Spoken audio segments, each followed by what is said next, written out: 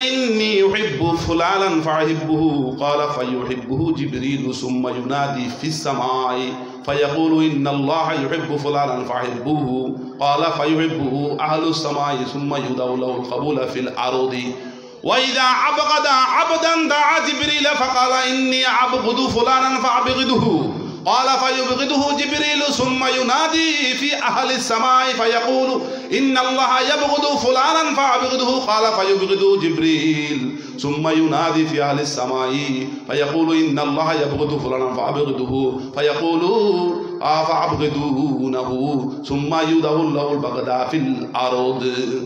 যখন আল্লাহ রাব্বুল আলামিন দুনিয়াতে কোনো মানুষকে ভালোবাসেন, মহব্বত করেন, তখন সর্বপ্রথম হযরত জিবরাইল আলাইহিস সালামকে আল্লাহ ডেকে বলেন, হে জিবরাইল, আমি অমুক বান্দাকে ভালোবাসি, মহব্বত করি, অতএব তুমিও ওই বান্দাকে ভালোবাসবে এবং মহব্বত করবে। আল্লাহু আকবার। আর জিবরাইল আলাইহিস সালাম সাথে সাথে সাত আসমানের সকল ফেরেশতাদেরকে এই কথা এলান করে দে, ঘোষণা করে দে যে আল্লাহ রাব্বুল আলামিন অমুক বান্দাকে ভালোবাসে, তোমরাও ভালোবাসবে।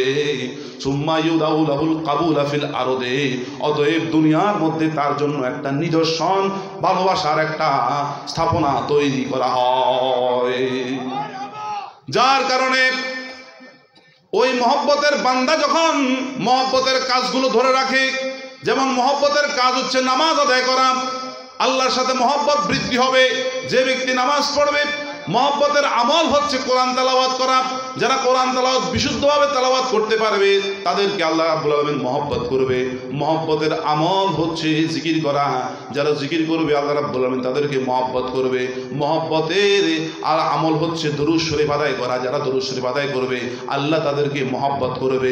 মহব্বতের নিদর্শন হচ্ছে দুনিয়াতে দান সদকা করা, যারা দুনিয়াতে দান সদকা করবে আল্লাহ রাব্বুল আলামিন তাদের সাথে মহব্বতের সম্পর্ক বজায় রাখবে। মহব্বতের আমল হচ্ছে রোজা পালন করা, যারা দুনিয়াতে রোজা পালন করবে আল্লাহ তাদেরকে মহব্বত করবে। ওই বান্দা যখন এই মহব্বতের আমলগুলো করে থাকে, সাথে সাথে জমিনের সকল ফেরেশতারা, এমনকি গহীন জঙ্গলের মধ্যে যত হিংস্র জানোয়ার জন্তু রয়েছে, বাঘ, ভাল্লুক, অজগর, সাপ, বিরাট বিরাট সিংহ, যত ধরনের হিংস্র প্রাণী আছে, গভীর সাগরের মধ্যে সামুদ্রিক যত প্রাণী আছে, মাছ আছে, তিমি আছে, হাঙর আছে, ছোট থেকে বড় সব ধরনের, মাঝারি সব ধরনের প্রাণীগুলো, ওই পানির জলজ প্রাণীগুলো, সকল প্রাণী, জঙ্গলের গহীন জঙ্গলের সমস্ত জানোয়ারগুলো, হিংস্র পশুগুলো ওই নেককার সোয়ালিহীন মহব্বতের বান্দা বান্দির জন্য আল্লাহর কাছে ক্ষমা প্রার্থনা করে। মহব্বতের একটা স্থাপনা আল্লাহ রাব্বুল আলামিন দুনিয়াতে কি করেন? স্থাপন করেন, নিদর্শন স্থাপন করেন, যার কারণ দুনিয়াবাসীরাও ওই ব্যক্তিকে মহব্বত করে। আর যখন আল্লাহ রাব্বুল আলামিন কোনো বান্দা বান্দিকে ঘৃণা করে, কাউকে ঘৃণা করে, তখন আল্লাহ জিবরাইল আলাইহিস সালামকে ডেকে বলে, জিবরাইল, আমি অমুক বান্দাকে ঘৃণা করি, তুমিও করো।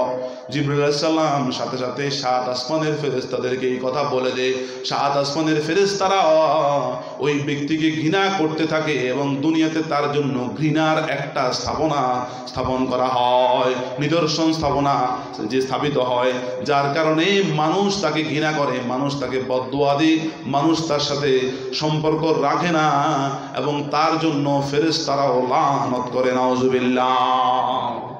যে সকল কাজ করলে মানুষ ঘৃণিত হয়, যেমন চুরি করা, ডাকাতি করা, অন্যের হক নষ্ট করা, সুদের লেনদেন করা, ঘুষের লেনদেন করা, মিথ্যা বলা, মিথ্যা সাক্ষী দেয়া, মাপে কম দেয়া, এভাবে মানুষকে ঠকানো, ধোঁকাবাজি করা, ব্যভিচার করা, মদ পান করা, জুয়া খেলা, আড্ডা দেওয়া, বিভিন্ন ধরনের খারাপ আড্ডায় সময় অতিবাহিত করা, যে সমস্ত কাজগুলো করলে, আমলগুলো করলে বান্দা আল্লাহর দরবারে ঘৃণিত হয়ে যায়, ওই সকল আমলগুলো করে থাকে, যার কারণে সকল ফেরেশতারাও ওই ব্যক্তির জন্য আল্লাহর কাছে বদদুয়া করে। এখন আমাদেরকে সিদ্ধান্ত নিতে হবে, আমরা কি মহব্বতের কাজ করব নাকি ঘৃণিত কাজ করব। যে সমস্ত কাজ করলে আল্লাহর সাথে মহব্বতের সম্পর্ক তৈরি হয়, আমরা সেগুলো করতে রাজি আছি কিনা? আল্লাহ পাকের বান্দাগণ, রাসূলুল্লাহ সাল্লাল্লাহু আলাইহি ওয়াসাল্লাম বললেন,